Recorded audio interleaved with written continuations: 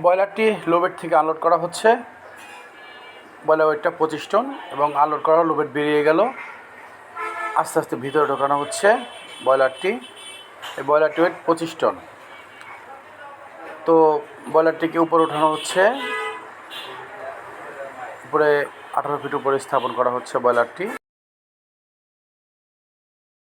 এটা বিকাশ মিল বোয়ালমারি। ব্রয়লারটি স্থাপন করার পরে অন্যান্য কাজ আপনারা দেখতে পাচ্ছেন। অন্যান্য মালামালগুলো ফিটিং করা হচ্ছে।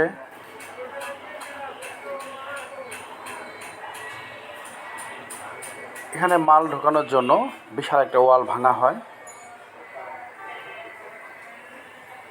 এবং পর্যাপ্ত জায়গা না থাকায় এগুলো আশেপাশে ছড়িয়ে ছিটিয়ে রাখা হয়। এক এক করে স্থাপন করা হচ্ছে।